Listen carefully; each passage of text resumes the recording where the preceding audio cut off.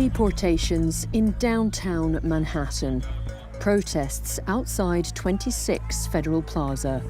This building is home to an ICE field office and an immigration court. I have the right for due process, don't I? So why are you dropping me like this? During his campaign for president, Donald Trump promised to take a hard line on immigration. We will use all necessary state, local, federal, and military resources to carry out the largest domestic deportation operation in American history. The Trump administration claims it's only deporting illegal immigrants, criminals. But lawyers say the government's using obscure laws and bypassing due process to deport innocent people. He needed the public to look at this as an invasion so that they could justify using the Alien Enemies Act. His name is Nery Alvarado. We want them to send him back home. It's a kidnapping. They took him away without a trial, without any due process. International students are being detained for speaking out in defense of the Palestinians. It was a ticking time bomb until I'm picked up off the streets of New York and taken to a place like Louisiana or even El Salvador. Their lawyers say it's a war on freedom of speech. It's a threat to anybody who wants to speak their mind. A war that's being supercharged by artificial intelligence. The same technologies that are oppressing people in Gaza are now being used here at home. ICE is using them here in the United States. We who believe in freedom cannot In Yaritagua, in rural Venezuela, Nery Alvarado's family is waiting. His mum and dad feel powerless, trapped. His name is Nery Alvarado. Here he is at the swimming pool.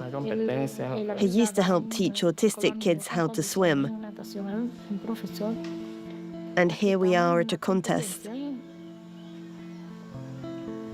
in San Felipe. Their son is stuck in Secot, a prison in El Salvador. He was detained just weeks after Trump returned to power and deported along with alleged members of the Tren de Aragua gang. But Nery's family says he's not a criminal, he's an asylum seeker. The only thing he had in common with the alleged gang members was his nationality, Venezuelan, and the fact that he has a tattoo. But his tattoo is for autism awareness, in support of his little brother. This is the symbol he has on his leg. It's for autism awareness. We're asking for justice. We want this to be over, to have good news, and for him to come home. Nery studied for a degree in psychology, but he couldn't afford to continue. His efforts to immigrate legally to the US failed, so he made the dangerous crossing into Texas. He worked in a bakery, sending money home to support his family. Nery was detained by ICE in February. At the time, he was in asylum proceedings. It's a kidnapping. They took him without due process. There's been no investigation. At first, they said they'd look into it and find out who was innocent and return them home. But they haven't done anything. These boys have families who love them. We love our son. We know he's innocent. He never had a problem with the law. His family only realized he'd been deported to El Salvador on March 20th, Nery's 25th birthday, when his name appeared in a leaked government list. Secretive deportations, ripping apart families. Nery's case reflects a broader pattern. Here in New Jersey, at Newark Immigration Court, the change in policy is clear.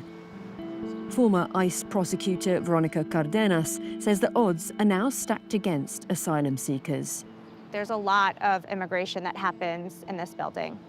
People can come in and maybe not walk out. And the courts have changed so much. Immigration judges no longer appear to be impartial. There are letters and notices around the 12th floor of the immigration courts that explain to people why they should self-deport. It says, like, self-deport is the easier way out. A message to illegal aliens, a warning to self-deport, keep money earned in the US if you self-deport as a non-criminal illegal alien, possible imprisonment if you fail to self-deport, and you're going to be barred from returning. Veronica has an intimate understanding of what it's like to be undocumented in the United States. My mother left Colombia, and she came here because there was a lot of instability in Colombia during the 80s with Pablo Escobar, drugs. There was just a lot of corruption. And she came here seeking a better life. The change in policy is having a devastating impact on the lives of Veronica's clients. She's visiting a family she's helping, children who fled Guatemala after their father was murdered by a gang, shot dead in the front seat of the car they were riding in. The little boy was just 10 years old. His sister was 16. We're keeping them anonymous for their safety. Okay. Hola. Hola, ¿cómo están?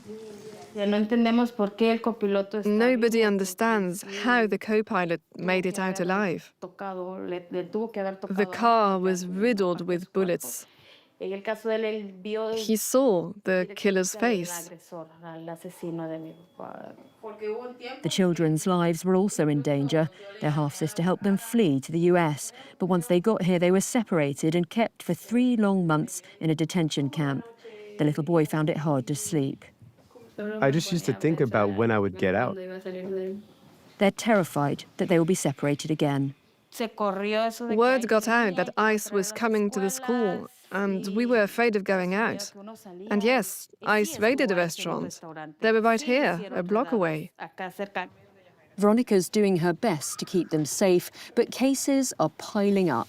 In 2010, when she joined Homeland Security, she was an idealistic young lawyer. She believed she could help make the immigration system fairer. But now that's become much harder. The government invoked the Alien Enemies Act, a law previously only used during wartime, to remove non-citizens, including Nery Alvarado, with little to no due process. That's now being contested by the courts. Other executive orders paved the way for more deportations. Another thing that he did, rescinding the safe locations memo, stating that now ICE could go to schools, to hospitals, to churches. And now looking back, I believe that the reason why that memo was rescinded was exactly so that he could make a show about arresting students on college campuses. Some students have opted to self-deport rather than run the risk of being detained. Mamadou Tal knew he'd be a target. The 31-year-old doctoral student at Cornell had led pro-Palestinian protests on campus. He filed a preemptive lawsuit against the Trump administration, but in March he had his visa revoked and was ordered to surrender to ICE. Mamadou, a dual citizen of the UK and the Gambia, decided to leave the country before ICE could catch him. I saw what was going on in the United States, and I realized I was gambling with my freedom at that point. A day after I was told that ICE and FBI potentially coming for me, there were 3 cars situated at my property, and they were just staking it out. The Trump administration claims that students who speak out against Israel pose a national security threat and conflates criticism of the war in Gaza with anti-Semitism. The US State Department's launched a program called Catch and Revoke. It uses artificial intelligence to trawl through visa holders' social media activity and identify those who've expressed support for the Palestinians, labeling them as pro-Hamas. I know that they are using artificial intelligence to track protesters and build profiles. These dossiers are also being built by pro-Israel groups Canary Mission and Betar. They claim that they're sharing them with the State Department. Canary Mission is a website in which they monitor and track people who are pro-Palestinian, and they create profiles on these individuals. And they do a lot of digging on their social media, kind of going through the social media, tracking them to basically say this person is anti-American, anti-Israel, anti-Semitic. Betar has said that we have compiled a list of names to give to Trump and the Department of Homeland Security to deport. And Betar had listed me on that list, named me on that list. Mamadou and his lawyer, Eric Lee, are speaking at a conference in London about the threat Trump's policies pose to democracy. Once you lose the right to speak freely and to criticize the government and to criticize a foreign government, there are no other rights. That's it.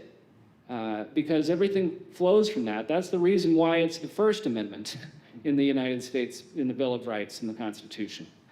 Americans should ask themselves if they're comfortable with the President of the United States deciding for them what kind of ideas they're allowed to hear.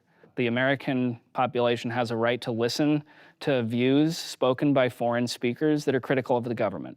The administration is trying to take that away from them, and anybody who thinks that they're not coming after their rights next is sorely mistaken.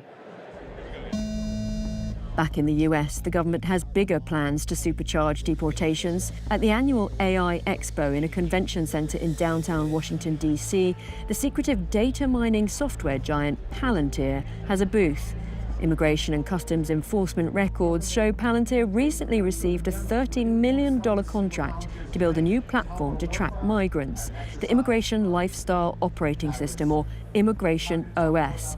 Palantir didn't respond to a request for comment, so I tried to ask the team about the partnership. You have no idea what you're talking about. You have no idea what you're talking about.